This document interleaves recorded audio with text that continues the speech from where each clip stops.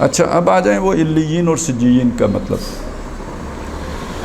قرآن مجید میں سورہ مطففین میں اس کا ذکر ہے 30ویں پارے میں، اور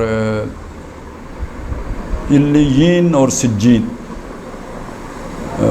اور اسے قرآن مجید نے جو کہا وہ یہ کہ یہ دو دفاتر ہیں، ریکارڈ رومز کہہ لیں جی، جہاں پہ تمام ان جو فوت شدگان ہیں ان کا ریکارڈ ہے وہاں پہ، وہ یعنی مختصر ترین جو وہاں پہ تعبیر کی گئی ہے وہ یہ ہے کتاب معلوم۔ وہ کتاب، وہ ایک کتاب ہے، کتاب تو کس کو کہیں گے، لکھی ہوئی شے، تو یعنی اس سے یہی مراد لے سکتے ہیں آپ کے ایک ریکارڈ ہے۔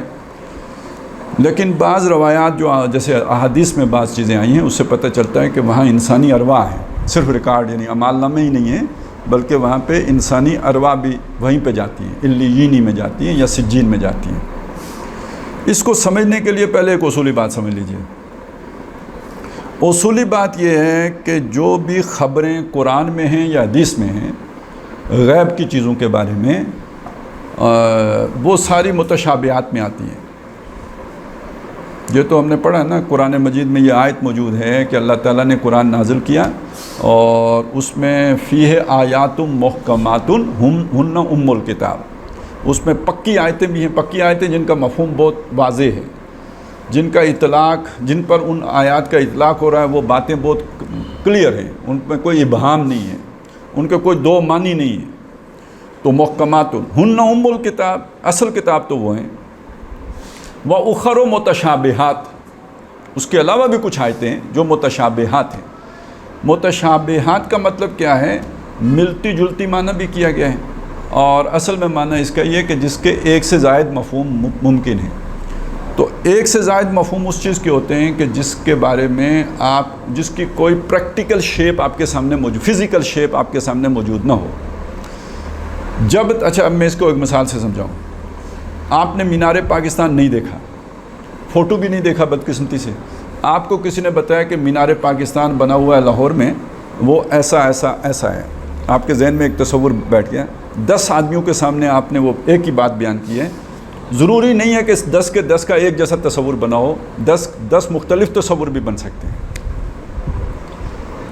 لیکن جب آپ اس مینار پاکستان کو دیکھ لیں گے تو اس کے بعد اس کا تصور ایک ہی رہے گا، سب نے ایک ہی مینار پاکستان دیکھا ہے۔ تو جب دیکھنے کے بعد اس کا تصور محکم ہو گیا ہے، دیکھنے سے پہلے اس کا تصور متشابہ تھا، آپ کے ذہن میں کچھ اور خیال آیا وہی چیزیں، وہی الفاظ سن کر، میرے ذہن میں کوئی اور خیال آیا وہی الفاظ سن کر۔ تو چونکہ آخرت کی تمام خبریں ہیں وہ ہیں جو کسی نے بھی ابھی وہ کچھ دیکھا نہیں۔ منکر نکیر کیسے ہوتے ہیں بھائی؟ مونچھوں والے ہوتے ہیں یا بغیر مونچھوں کے ہوتے ہیں؟ داڑھی ہوتی ہے یا نہیں ہوتی ہے؟ کیا ابھی تو ہر ایک اپنی سوچ کے مطابق ان کا تصور بنا لے گا۔ کسی کی ڈراؤنی سی تصویر ہوگی کسی کے ذہن میں، کسی کی بہت ہی ڈراؤنی ہوگی، کسی کی کم ڈراؤنی ہوگی، لیکن یہ کہ ہر آدمی نے منکر نکیر کا اپنا ایک تصور سوچا ہوا ہوگا۔ کیوں کہ اس کی کوئی فزیکل شیپ ہمارے سامنے موجود نہیں ہے۔ قبر کی جتنی بھی باتیں آپ کو احادیث میں بتائی گئی ہیں، قرآن مجید میں آئی ہیں، آخرت کی جتنی باتیں، فرشتے کہیں حوروں کی، ٹھیک ہے، جنت کی نعمتوں کی، یہ سب متشابہات میں سے ہیں۔ ان کی حقیقی صورت کیا ہوگی دیکھ کے معلوم ہوگا، آج ہم ان کی حقیقی صورت کا اندازہ نہیں لگا سکتے، وہاں کی زندگی کا بھی آپ اندازہ نہیں لگا سکتے۔ قرآن نے کہا یہ کہ شہید زندہ ہیں، وَلَا تَقُولُوا لِمَنْ يُقْتَلُ فِي سَبِيلِ اللَّهِ أَمْوَاتٌ، جو اللہ کی راہ میں قتل کر دیا جائے اسے مردہ مت سمجھو، بل احیاء، زندہ ہیں۔ اب کیسے زندہ ہیں؟ وَلَٰكِن لَا تَشْعُرُونَ، تمہیں اس کا شعور نہیں ہے۔ سورہ آل عمران میں اس کو اور بھی کھولا ہے کہ وَلَا تَحْسَبَنَّ الَّذِينَ قُتِلُوا فِي سَبِيلِ اللَّهِ أَمْوَاتًا، جو اللہ کی راہ میں قتل کیے گئے انہیں ہرگز یہ نہ سمجھو کہ وہ مردہ ہیں، بل احیاء، زندہ ہیں، عند ربہم یرزقون، اپنے رب کے پاس رزق کھا پی رہے ہیں۔ اب یہ کھا پی رہے ہیں، کیا کھا پی رہے ہیں، کیسے کھا پی رہے ہیں، کس طرح زندہ، یہ آج وَلَٰكِن لَا تَشْعُرُونَ، تمہیں اس کا شعور نہیں ہے، تمہیں اس کا، ہمیں ایک اجمالاً ہمارا یقین ہے، جب رب نے فرما دیا یوں ہے تو ہے، لیکن کیسے ہے ہم کوریکٹلی نہیں جانتے کہ کیسے ہے، ایگزیکٹلی نہیں جانتے کہ کیسے ہے، تو یہ متشابہ ہو گیا۔ تو یہ میں نے اتنی تمہید اس لیے باندھی ہے کہ علیین یا سجین کے بارے میں جب آپ پوچھیں گے تو میں جو بتا رہا ہوں تو یہ سارا متشابہات کی فیلڈ ہے، اس کے بارے میں کوئی حتمی بات اور بالکل دو ٹوک بات اور کیٹاگوریکل بات نہیں کی جا سکتی. پہلی بات تو یہ ہے. اب یہاں سے اس کے بعد بعض مضامین اس کے اندر وہ آتے ہیں کہ جو اب ظاہر ہے ایک آدمی کی سوچ اور طرح سے ہو جائے گی، دوسرے کی اور طرح سے ہو جائے گی، تو وہ پھر ان چیزوں میں بحث مباحثے کی بہت گنجائش ہوتی ہے. اب یہی وجہ ہے نا کہ دیکھیں ہمارے ہاں ایک دیوبندیوں کے اندر 2 مکتب فکر بن گئے کہ بھئی نبی زندہ ہے، دوسرے کا نہیں زندہ ہے. تو اب حالانکہ ایک ہی مسلک ہے، لیکن اس معاملے میں حیاتی اور مماتی پتہ نہیں آپ کو پتہ ہے یا نہیں، یعنی 2 خیال بن گئے. تو اتنا بڑا وہ ان کے درمیان بھی بہت دور تک بات چلی جاتی ہے. بعض جو ان میں انتہا پسند ہیں ایک دوسرے پر کفر کا فتویٰ بھی لگا دیتے ہیں. تو اس لیے یہ ذرا فیلڈ تھوڑی سی خطرناک ہے، لیکن آپ نے سوال پوچھا ہے تو میں چند چیزیں آپ کے سامنے رکھتا ہوں. اب سب سے پہلی بات ہے قبر. بات یہاں سے شروع کریں نا. ہمارے تصور میں بندہ قبر میں ہے، قرآن مجید نے کہا علیین اور سجین میں ہے. اب اس کی ایک بڑی آسان تشریح ہے. آسان تشریح یہ ہے کہ یہ جو مر گیا ہے اس کا یہ جو جسم ہے یہ تو قبر میں ہے، ٹھیک ہے، اور جو اس کی روح ہے جو نکال کے فرشتہ لے گیا، توفتہ رسلنا وہم لا یفرطون، اس کو پورا لے لیتے ہیں ہمارے رسول اور کمی نہیں چھوڑتے. تو یعنی جو اس کے اندر تھا خیال، روح تو ہے ہی ہے، وہ نکال لیتے ہیں.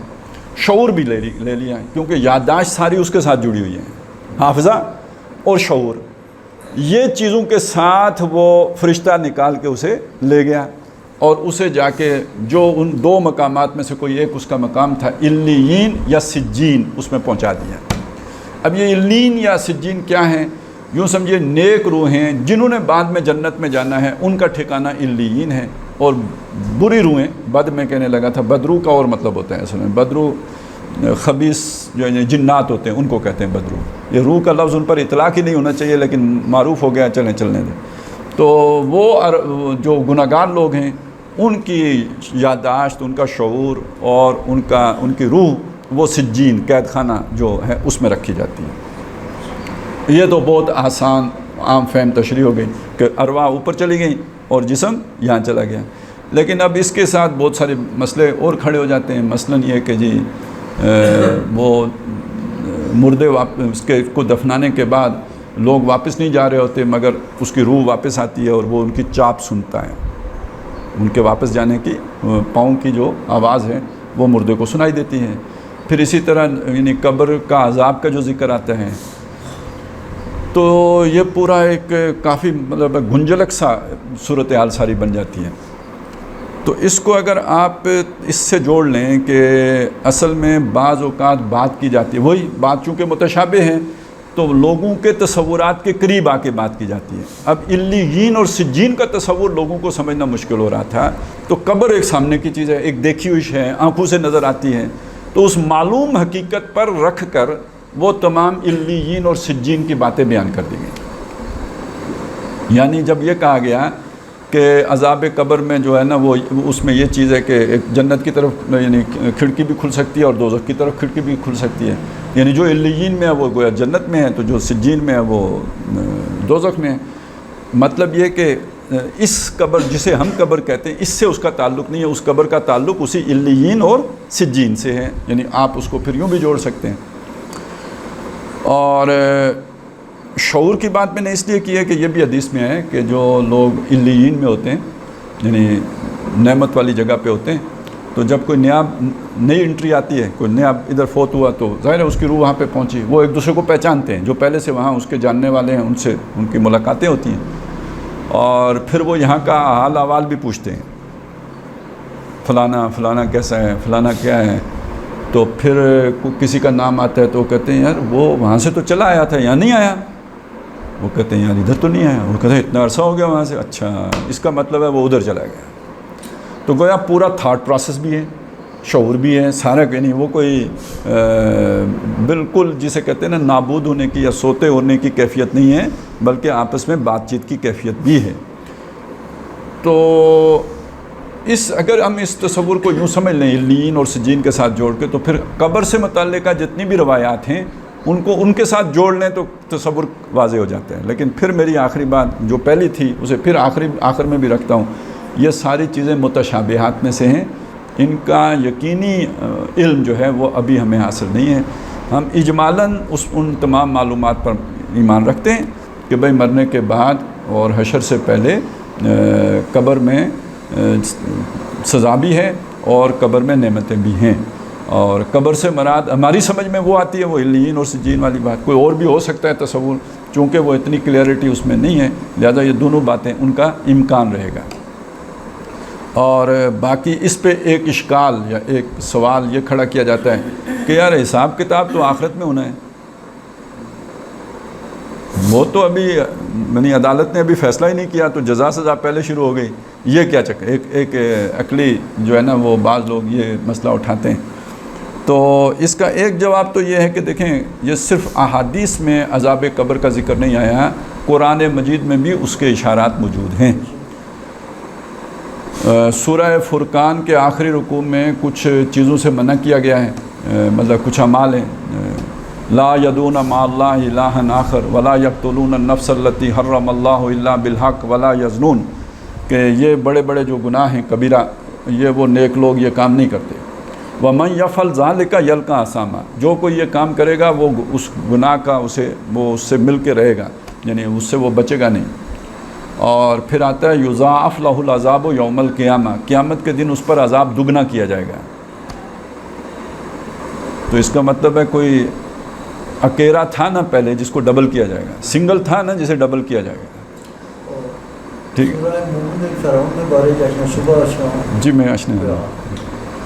تو ایک تو یہ ہو گیا کہ جی اس میں سنگل اور ڈبل کا عذاب کا ذکر ہے، ڈبل عذاب کا ذکر ہے. دوسری بات یہ ہے کہ جیسے ابھی انہوں نے بتایا کہ سورہ مومن میں ذکر ہے کہ جو اصل میں وہ تو بہت طویل واقعہ ہے، اس میں وہ مومن آل فرعون کی پوری تقریر ہے. اس کے بعد آتا ہے کہ اللہ تعالیٰ نے اس مومن آل فرعون کو فرعون کی چالوں سے بچا لیا. وقع اللہ،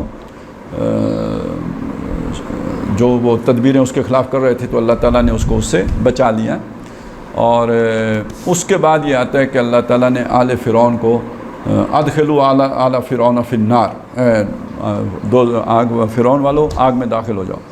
اور اس میں یہ بھی ہے کہ وہ صبح و شام آگ پر پیش کیے جاتے ہیں اور قیامت کے دن پھر انہیں ایک بڑی آگ میں داخل کر دیا جائے گا. یعنی یہ اس چیز کی تشریح وہاں پہ بھی آ گئی. تو اس کا مطلب یہ ہے کہ اس وقت بھی آل فرعون عذاب سے دوچار ہوتے ہیں. تو جو لوگ یہ سمجھتے ہیں کہ قرآن مجید میں عذاب قبر کا یا عذاب برزخ کہہ لیں چلیں اس کا اگر ذکر نہیں ہے تو وہ انہوں نے قرآن مجید کو اس گہرائی کے ساتھ اس کے اشارات کو سمجھ کر نہیں پڑھا ہوتا، وہ ایک غلط بات کہہ رہے ہوتے ہیں. اور احادیث میں تو خیر بہت واضح اور بہت ہی کھلے انداز میں تبیین کے ساتھ اس کا عذاب قبر کا ذکر ہے.